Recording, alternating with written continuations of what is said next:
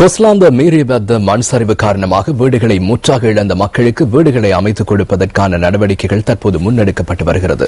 இதன் ஒரு கட்டமாக பெட்டிகல மாக்காந்த பகுதியில் வீடுகளை நிர்மாணிப்பதற்காக ஒதுக்கப்பட்டுள்ள காணி தொடர்பான ஆய்வுகள் இன்று முன்னெடுக்கப்பட்டன. கொழும்பிலிருந்து பெட்டிகல மாக்கந்த பகுதிக்கு சென்ற இடர் முகாமைத்துவ நிலையத்தின் பணிப்பாளர் நாயகம் தலைமையிலான குழுவினர் மக்கள் தற்காலிகமாக குடியேற்றப்பட்டுள்ள காணி தொடர்பான ஆய்வுகளை இன்று மேற்கொண்டனர்.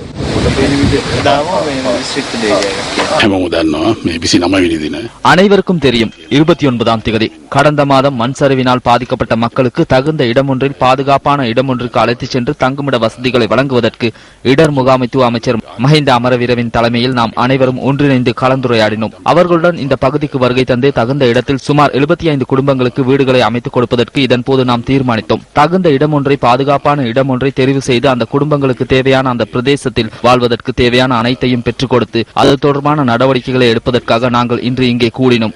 இந்த பகுதி தொடர்பில் பார்க்கும் போது நாம் முதலாவதாக திட்டம் ஒன்றை வகுத்துள்ளோம். அதன் பிரகாரம் அடுத்த கட்ட நடவடிக்கைகளை எடுக்க நாம் தற்போது தயாராகின்றோம். கொஸ்லாந்தை மீரியபெத்த மண் சரிவு காரணமாக தமது வாழ்விடங்களை முற்றாக இழந்தவர்களுக்கான வீடுகள் இந்த காணியில் நிர்மாணிக்கப்பட உள்ளன.